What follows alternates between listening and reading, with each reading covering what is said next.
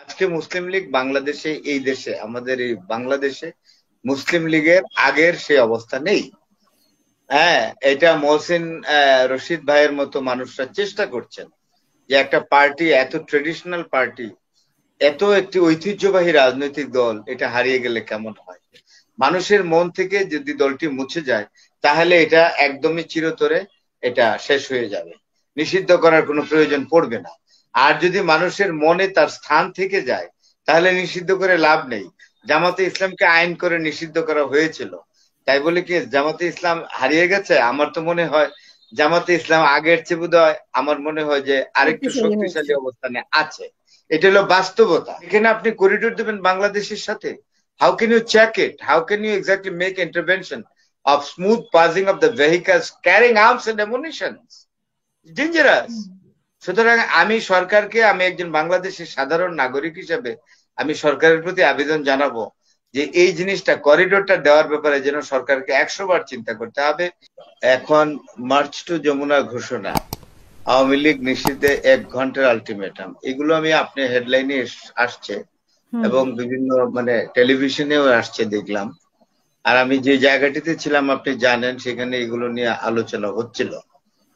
তো আমার যে বিষয়টা হলো এই যে আমি মহসিন রশিদ ভাইয়ের কথাটা সূত্র ধরে শুরু করি। উনি খুব বুজুর্গান মানুষ, বাংলাদেশের রাজনীতির উলট পালট, উত্থান পতন অনেক কিছু দেখেছে।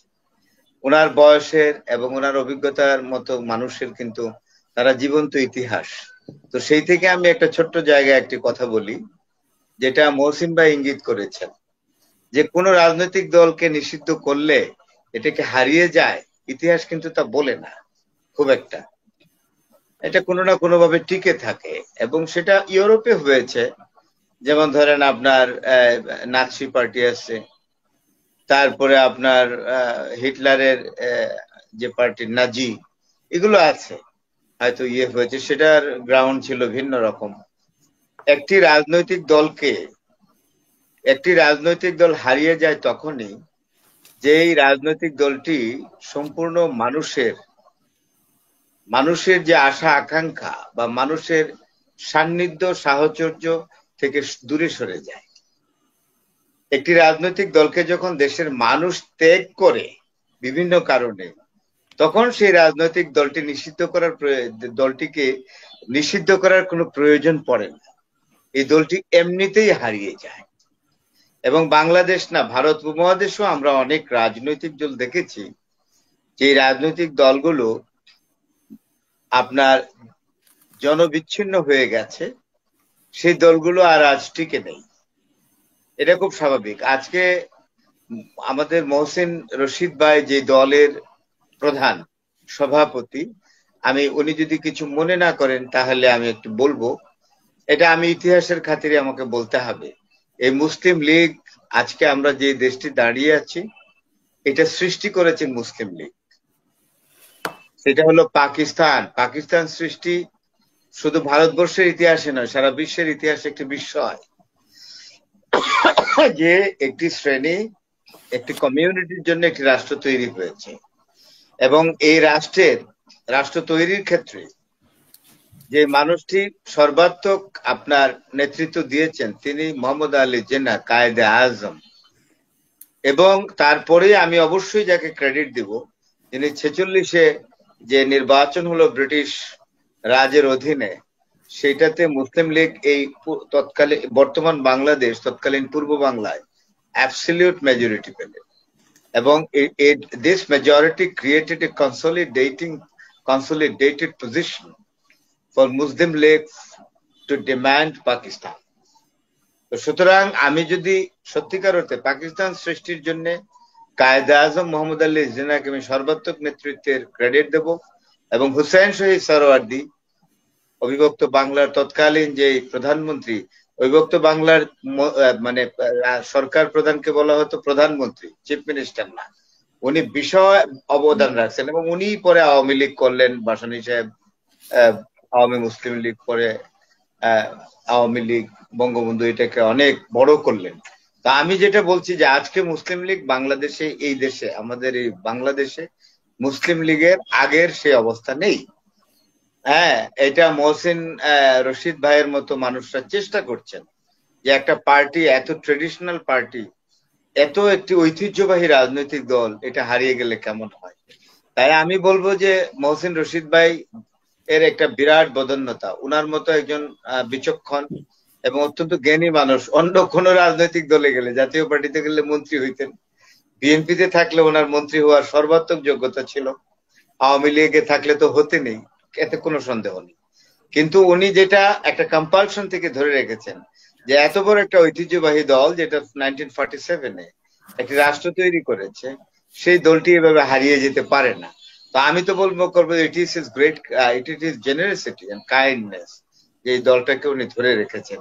কিন্তু এই দলটা কিন্তু আজকে নাই, কারণ এই দলের যে একটা সময়ে এসে মানুষের যে চাহিদা, পাকিস্তান সৃষ্টির পরে আস্তে আস্তে পূর্ব পাকিস্তানের লোকজনের যে আশা আকাঙ্ক্ষা, যেভাবে বাঙালি জাতীয়তাবাদের পক্ষে যেভাবে আসছিল, ওই জায়গাটা মুসলিম লীগের পক্ষে অ্যাড্রেস করা কঠিন ছিল। এটা আমি মুসলিম লীগের দোষ দেই না, কারণ মুসলিম লীগকে চিন্তা করতে হইতো অল পাকিস্তান নিয়ে। অল পাকিস্তান নিয়ে চিন্তা করলে এই এই তৎকালীন আওয়ামী লীগের যে এজেন্ডাটা, এইটা এটা টেনে আনা সম্ভব ছিল না। তাই আওয়ামী লীগ ওই জায়গাটাকে বাঙালি জাতির মধ্যে যে আশা আকাঙ্ক্ষা তৈরি করলো, যে সাংস্কৃতিক ভিত্তিক, ভাষা ভিত্তিক, এইগুলোকে আওয়ামী লীগ এড্রেস করতে লাগলো, এবং 50-এর দশকে Awami League was getting power and strength. তো আমি যেটা বলছি যে হ্যাঁ, আওয়ামী লীগ যদি মানুষের মন থেকে যদি আওয়ামী লীগ মুছে যায়, তাহলে আওয়ামী লীগকে নিষিদ্ধ করার কোনো প্রয়োজন পড়বে না, আওয়ামী লীগ এমনিতেই হারিয়ে যাবে। আর মানুষের মন থেকে যদি আওয়ামী লীগ আইনগত তো ব্যবস্থা নিতে হবে, তারা যে কাজ করেছে, যেটা আমি একটা কথা বলি, আমি আপনাকে বলি, আওয়ামী লীগ, আবারও বলি, যত আইনগত অবস্থাতেই আপনি যান না কেন, মানুষের মন থেকে যদি দলটি মুছে যায়, তাহলে এটা একদমই চিরতরে এটা শেষ হয়ে যাবে, নিষিদ্ধ করার কোনো প্রয়োজন পড়বে না। আর যদি মানুষের মনে তার স্থান থেকে যায়, তাহলে নিষিদ্ধ করে লাভ নেই। জামাতে ইসলামকে আইন করে নিষিদ্ধ করা হয়েছিল, তাই বলে কি জামাতে ইসলাম হারিয়ে গেছে? আমার তো মনে হয় জামাতে ইসলাম আগের চেয়ে বোধহয় আমার মনে হয় যে আরেকটু শক্তিশালী অবস্থানে আছে। এটা হলো বাস্তবতা। তো সেই জন্য একটি রাজনৈতিক দলকে নিষিদ্ধ করা, আমার মনে হয় যারা রাজনীতি করেন, সিজন পলিটিশিয়ান যারা, মহসিন রশিদ ভাইও যে নিষিদ্ধ করাটাকে খুব একটা বোধহয় অ্যাপ্রিসিয়েট উনি করেন না। উনারও এই মত যে আওয়ামী লীগ এই দলটি যখন মানুষের মন থেকে হারিয়ে যাবে, নিষিদ্ধ করার কোনো প্রয়োজনই হবে না। সেটা আওয়ামী লীগ নামক একটি রাজনৈতিক দল ছিল, এটা ইতিহাসে থাকবে।